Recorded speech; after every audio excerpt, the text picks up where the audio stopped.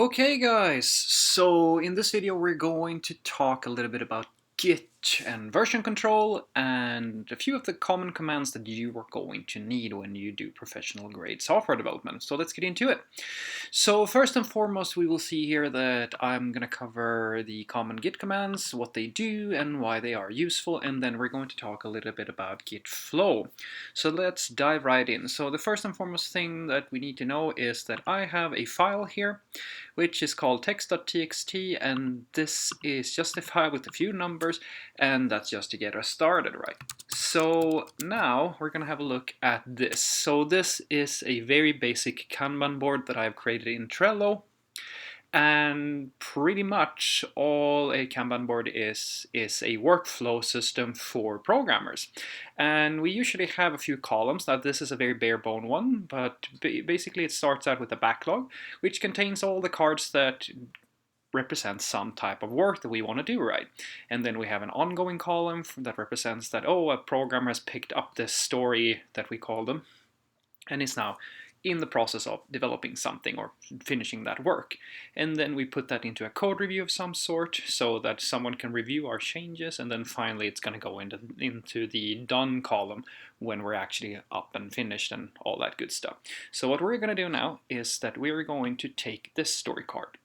So we can see here that this is a story called GD21, and all I'm really doing here is that I am giving the card a unique identifier, which we will look at in just a moment as to why that is important. But you can just think of this as an ID. Like if you're using something like Jira or something like that, which is very common at the corporate level, you're going to get that for free. And it says text file should have 3 lines, and then there's a description, which is, well, the text file has become too big, remove all lines besides the first 3. And the scope, which is just our definition of done here, it's basically going to says that line 1 has a 1 on it, line 2 has a 2 on it, line 3 has a 3 on it, no extra white space. Amazing. Okay. So let's start by saying that, looking at this terminal that I have open here, we see here that I'm actually not in a Git repository. It's because I haven't run the first command that is important, which is git init. So git init, all it does is that it creates a .git folder. So you can see here now that I have this little highlight here that says master. And if I do an L, you will see here that now I have this little git folder. So if I do tree, you will see that there's a bunch of files here, and what all of these files are about is outside of the scope for this tutorial here, but we will look at more advanced topics such as this in the next video, basically. So we have created our first repository. So let's do git status to check the status of our code. And here it says basically that there are no commits and we have a bunch of untracked files, which makes sense, right? Because these files here, we haven't added them into Git just yet, or we haven't committed them. So what we want to do here is that we want to add we can basically add all of this. So we're going to say git add. And git add is just a way for me to say that, okay, I have these files that are either untracked or just modified, and I want to add them into basically the staging environment. And we don't have to go too far into that, but it basically is the same thing as saying that I want to add these files in and I want them to be part of the following commit that I'm going to create. So I'm going to do git add dot, which is the same thing as saying git add all of the files. Let's do git status again, and now you see here that I'm actually tracking all of these files now. I could have just added each one if I wanted to. I could do like git add text and just gone through it, but it was just simpler to do it this way, right? So git status, that's good. So let's do git commit. And git commit is just going to now open up a little prompt here, which in my case is going to be vim, that allows me to add a commit message. But since I want to be a little bit brief about what I'm going to say, I'm going to do this. I'm going to say git commit A, which is just all, and message, or M, so I'm going to say init commit, which is like the most important commit any project ever has, and you will see a million projects that I have that has that as the only commit message and the only commit as well. But as you can see here now, I actually added in this commit here to, I basically created a commit. So if I do git status now, you will see that nothing to commit, because basically what I've done is that I've already created a commit now with these changes that I've just added, and they are no longer in my staging, like they're actually committed. So if I do git log, which is just a way for me to see all of the history of commits that I've created, you see here that it says init commit.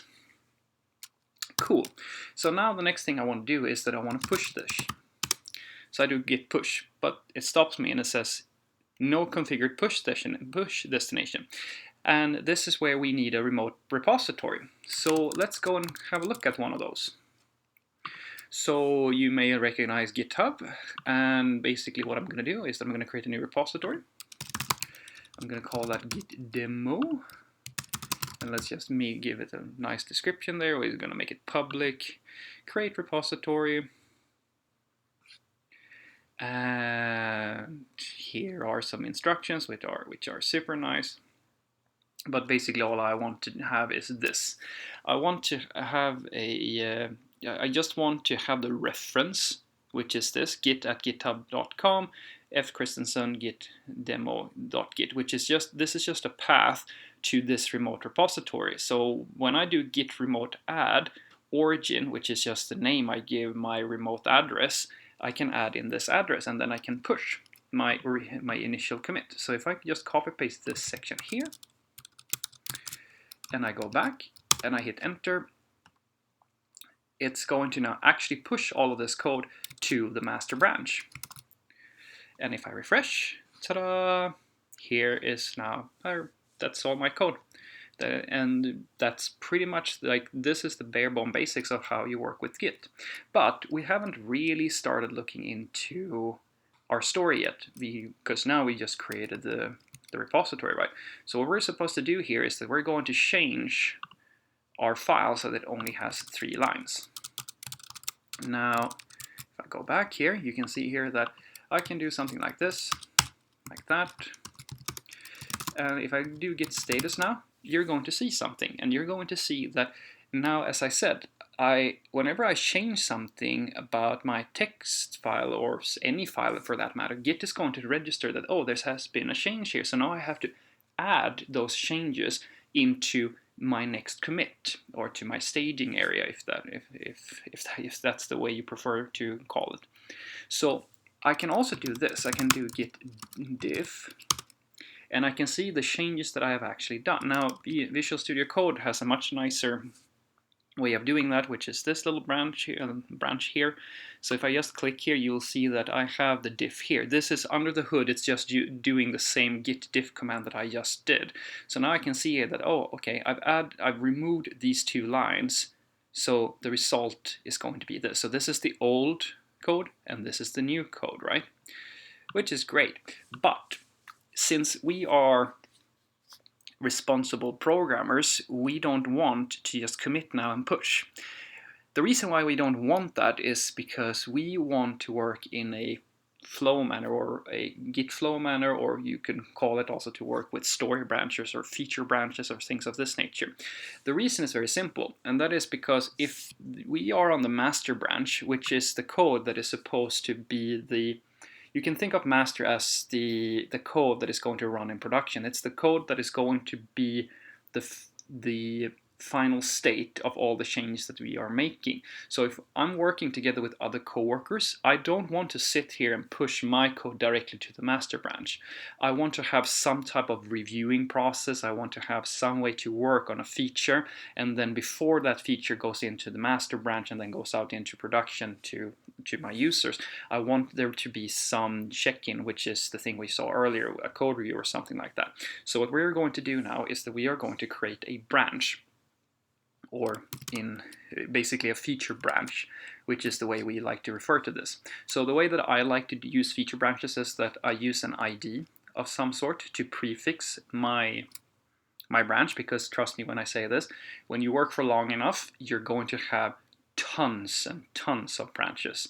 tons and tons and tons and tons. So it's very convenient to have an ID or something like that you can connect to a story card in your, well, in your Kanban board or something like that. So we're going to do git branch. No, actually, we're going to do git checkout. Git checkout just basically means that I'm going to check out all of the changes that are on my current branch. So I'm going to do git checkout b-b for branch, and then I'm going to do gd21, and let's call it text or something like that.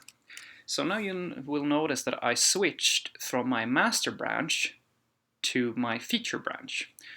And if I could do git status, you'll see that I still have all, like it's still an uncheck. I haven't added in this file. I haven't committed this file yet, right? So let's do that. Commit am, or actually no, I'm just, for your sake, I'm just gonna do this.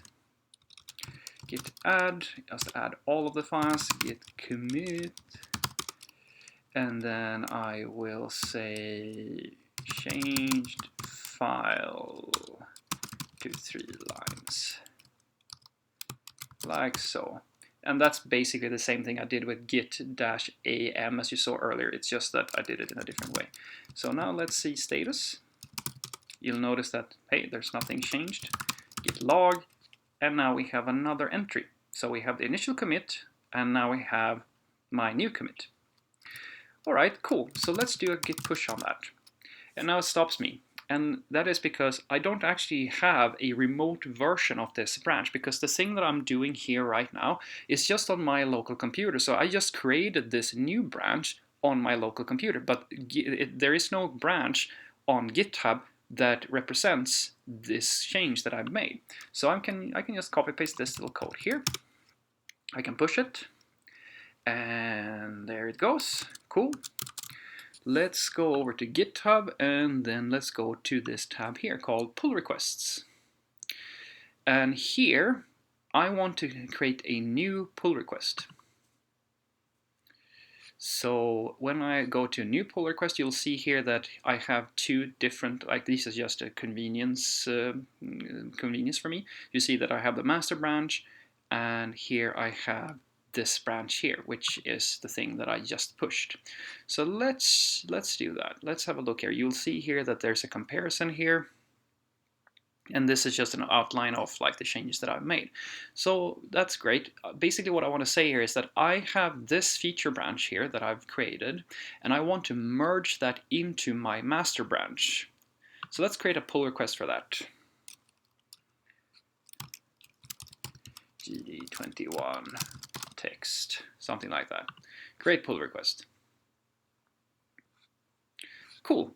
So now I have a pull request up. And now I'm the only contributor here, but otherwise I would have pinged one of my co-workers or something like that, and they would have gone in here and they would have had a look at all of this. But basically this is me ready to move my story now to code review, so that if I have a coworker, that person can start looking into that code. So let's just now, for the sake of argument, pretend like someone is looking at that. Cool, now I can start looking at the next story. So now I'm going to start working on the next story. No, that's not the right tab. GCO is just shorthand for git checkout. And you will see now that git log, on master I don't have my changes, so I can go GCO dash, which is just go to the previous branch, git log. So as you can see, there's a feature branch with new changes, but I'm going to work off master. So git checkout branch, what was the name of that branch now? GD22, and this time it's going to be markdown. Cool. All right.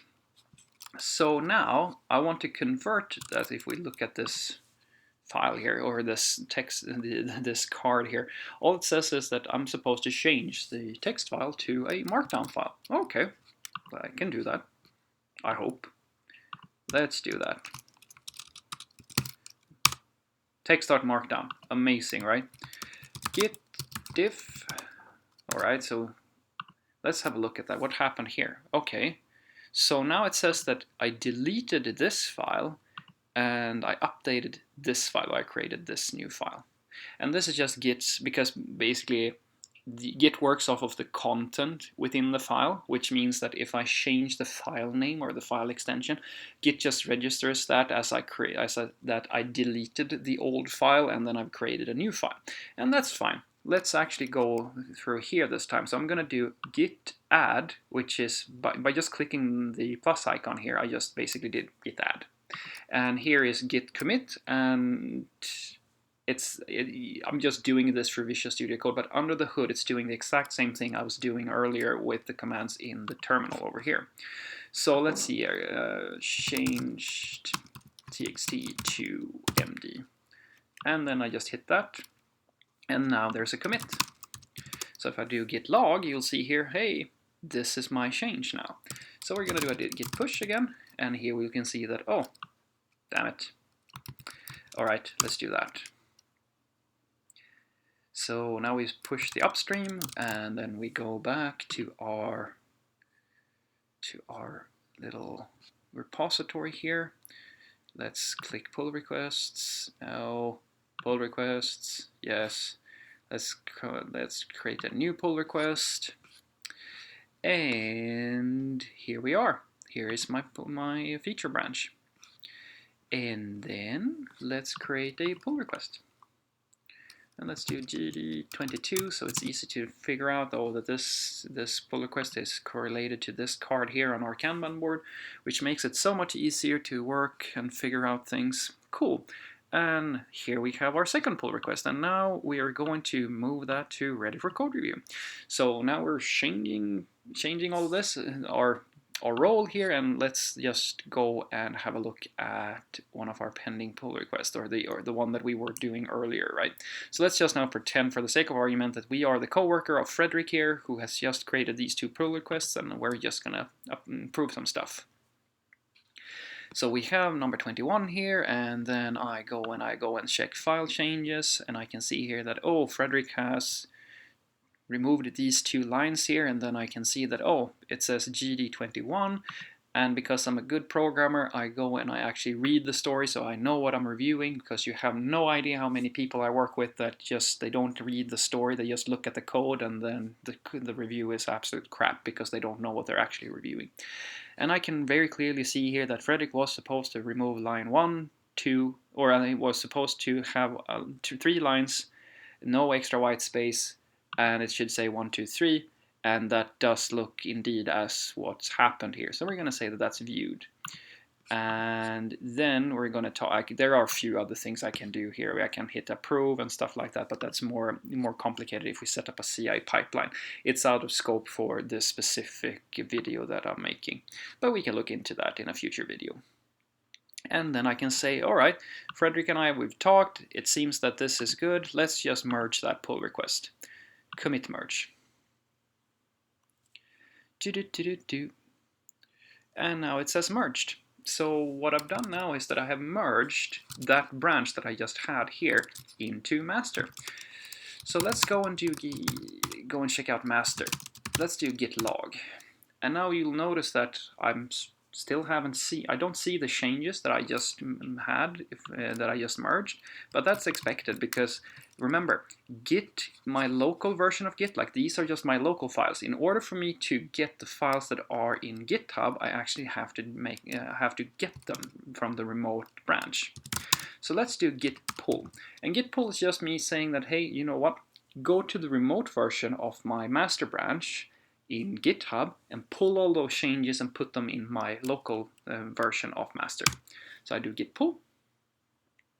And here you can see some stuff changed, and if I do git log now, ta-da, you'll see here that I have my initial commit, I have this change here that I changed the file to 3 lines, which is the commit that I made, and then GitHub has added this commit here, which just represents that, oh, I have taken the stuff that was in this feature branch, and then I have merged those changes into the master branch. Cool. So now I want to do the same thing for my other branch. Let's go and review that. Let's go and check here.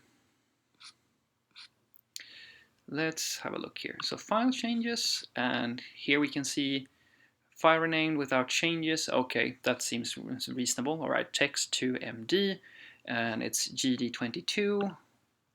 Forgot to move that because this is now merged. Change the file extension to MD instead of TXT. Okay, seems like that's what's happened. Let's just be okay with that and say that's okay. Wow, what's happening here? So it says this branch has conflicts that must be resolved. Resolve conflicts. Well, if we think about it, as I said earlier, since Git doesn't know that I have just modified the existing txt file, all Git knows is that I have removed the text file and created a markdown file. But the problem is that I have now changed, since I merged that old story, I have modified the text file, which means that there is a merge conflict because this commit here has modified the state of master since I created my own this feature branch that I'm working on, which means that I now I have a conflict because master has changed since the last time I created this separate branch. So I need to merge master into my feature branch again and resolve those conflicts. But I can do that. So let's make sure that we have the latest updates already up to date. Let's go, actually let's see, git branch to just list all the branches. GD22, GCO, GD22, markdown, and then let's do git merge master. So here we can now see that I have merged master. And Git was clever enough to just figure out that, oh yeah, this is what needs to happen. Like we just renamed this text file to markdown instead. And here we have our lines. So if we do git status, nothing to commit, or rather your branch is ahead of origin markdown by 3 commits because this branch is outdated. So let's do a push on this. Let's push those to the remote. And let's take a look. So here, now you see that it's basically saying that, oh, I have no conflicts anymore, because now my branch, the feature branch that I've created, is up to date with master plus the changes that I've made. Because the thing that was in master was, you know, the text file with 1, 2, 3, but now I have added those changes into my branch and also converted that text file to a markdown file. So now it's safe for me to merge. Now I can merge locally as well, but I'm gonna do it this way.